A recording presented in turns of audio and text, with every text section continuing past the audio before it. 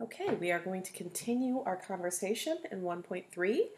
And now that we know the basic shapes of graphs, we're going to look at some ways that we can shift them around. So basically, at this point, we're just going to take these basic shapes and be able to just move them around. Okay, so we're not changing the actual shape of the graph. It's sort of like we're just like picking it up and putting it somewhere else. Okay. Now, we've talked about multiple different types of graphs that we should know the basic shapes of, and I'm not really going to, we're going to move these functions around, what's called transformations or vertical and horizontal shifts. Now, I'm not really going to talk about the horizontal lines, the constant functions, or the linear functions, just because those are so easy to graph basically on their own. But when I start getting into different exponents and absolute values, then the graph is a little bit more difficult to construct, so that's why we're going to focus our energies on those. Okay, so what I have here, my first, maybe, let me pull this to the over here a little bit, you can see it a little better. This is the graph of, it's generally the graph of y equals x squared. And so what I have in here is, I have it in a different form here. I have x minus h squared plus k. And so I have h and k both set equal to 0 right now, okay? So h is inside with the x and k is on the outside. Now, I highly recommend that when you're done watching this video that you go and play with these things. So, I'm sorry. So what I did here was I just typed in this y equals x minus h squared plus k, and then it immediately asked me, do you want to make a slider for h and k? And I said yes. Okay, and so we want to see how these things affect our graph. So we can take the any equation of a quadratic and put it into this form. We can talk about that later in class, but essentially what it involves is completing the square.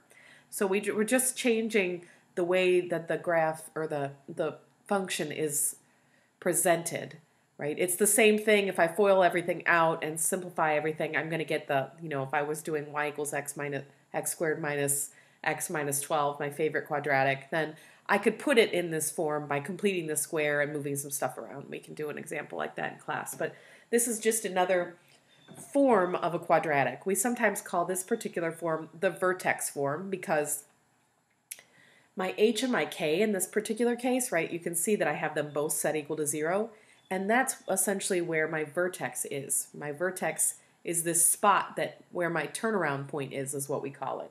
So it's the vertex of the parabola. It's basically the bottom this little turnaround point. Okay, we're going to talk about quadratics in more detail, but just for this intents and purposes, it's this bottom piece. Okay, now I want to change let's first change the k value. So k is this number here, or I've got on the outside. And so look what happens when I change my k value. So I can just slide this around. When I change k, right now I have, let me stop it here somewhere. That's good. Okay, so right now I have k is 3. And you notice that my graph has been shifted up. Now, nothing changed about my graph except for its location. So essentially what happened was my graph was shifted, right? My vertex was right here at the origin, and now it's shifted up 1, 2, 3 units up. And my k value is 3, right? So if I move it even higher, you can see that my graph is just being picked up and moved essentially upward, right? That's all that's happening. And now if I come back here and I hit 0, basically, right, that puts me back where I started. And let's pull my graph up here a little bit so we can see it better. Let me make my k values negative. And so k simply moves my graph up and down. Now it's on the outside, right, of parentheses here. So this k value essentially is just moving my values up and down. So I can actually animate this. Desmos is so cool. Okay. So my k values are positive. Oops, I'm moving it. Let me zoom out here. We can see it a little better. Now my k values are negative. They hit 0, now they're positive, they bounce up to 10, they come back down, they're 0, they're negative. So this is not changing the shape of my graph at all. It's just changing the location. It's moving it straight up and straight down. So that is what my K value does, okay? And so I'm going to set this K value here back to 0. And so let's look at H. Okay, so this time I'm going to change H. And so I'm going to move H in a positive direction. Okay. So when I'm moving H in a positive direction, let me land on a nice number here. How about 2? Oops, can I make it back here at 2? Okay, so I move it back here. My H is 2. So basically my function would be x minus 2 quantity squared, and then my K is 0. So it's kind of like this is gone. And so my H minus 2 moves my graph. Let's see, where's my vertex here? It's at 2, 0. So it shifted my graph from 0, 0 here to 2 units to the right. And if I keep moving it, my graph just keeps going further and further to the right until I get out here to 10, right? So then I would have up here, I would substitute in H is 10. So this graph would be x minus 10 squared, and then really plus 0 because my K value is still set to 0 here. Okay? So now let's see what happens when I'm going to bring it back here to 0. And this time, oops, I shifted all the way over. I didn't intend to do that, but that's not a bad place to start. But here, when my H is negative, I'm being shifted into the left. Now, an interesting thing to note, right, is when I plug in H as negative 2 into this function up here, I get x minus negative 2. So this would actually present itself as x plus 2 quantity squared because of the standard position of the minus sign.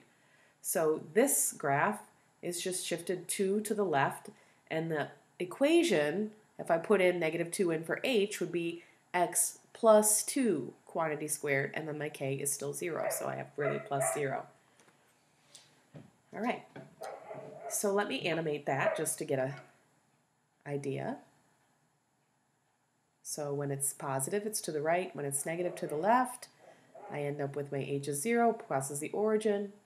Okay, it's really kind of cool if you turn them both on at once. It's, I don't know, it's kind of hard to follow, but it's sort of, if you're paying attention, it sort of looks like a video game a little bit, right? All right, so let's turn that off. You can play with that on your own. All right, so now let's change our quadratic here to an absolute value. Okay, so I want to actually, let me go back here and change my H and my K.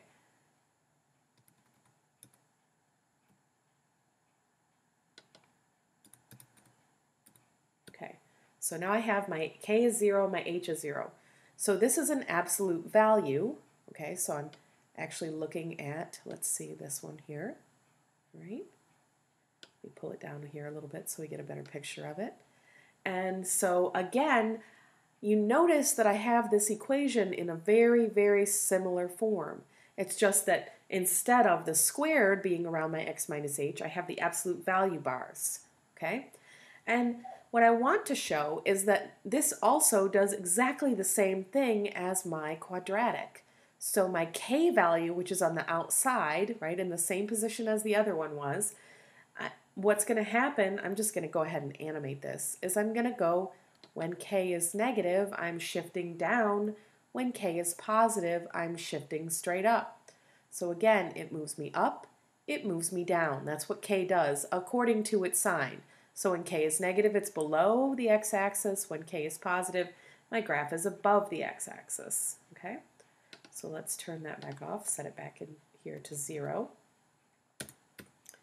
And let's animate H, okay? So this time I'm going to play with the H, and I'm going to shift, it shifts me to the right when x is positive 10, or H is positive 10, and then I go to the left, and to the right when H is positive, and to the left again. And it's the same idea again, okay? So I'm at, if I wanted the equation of this as absolute value, which H is negative 2.9, then my equation here, if I put in 2.9, would be x plus, because it's minus negative 2.9, right? So it would be x, the absolute value of x plus 2.9, and then I still have my k is 0. Right? So I'm just playing with one at a time. So what I'm trying to show you is that there's these standard forms for all of the equations. Okay, so another one that we've used is x cubed, and so, oops, let me change my h. My standard one, right? The unshifted one looks like this. Now this one doesn't have like that center point, but that, like absolute value, it had sort of that bottom piece. But we kind of look with the x cubed is what we have here. We look at this point here at the origin. It's sort of that bendy point that moves. And so our h and k is like a description of that bendy point, right? Because my h and my k are 0 and 0. And so again, if I change my k value first, I'm just going to animate it. Guess what happens when k is positive? It goes up, and when k is negative, it goes down. So, why am I moving both at the same time? Oh, I have a point on it. That's the problem. Hold on. I can fix that. It's looking kind of odd. There, I just had a point clicked on it. Right, so my k value is just moving, right? It just moves it up and down on the y-axis just like a puppet, right? Down with negative values, up with positive. And then also I have, if I plug this back to 0, then I animate h, then I'm moving to the left, I'm moving to the right when h is positive, I'm moving to the left again, so it's just I have that 0 point clicked on it.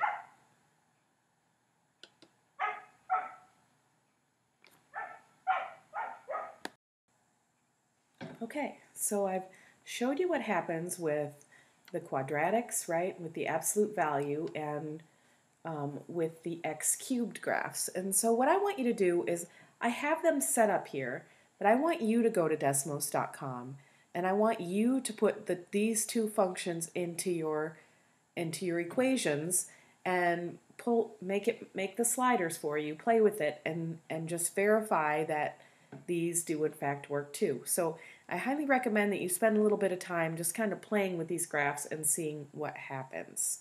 All right, until next time.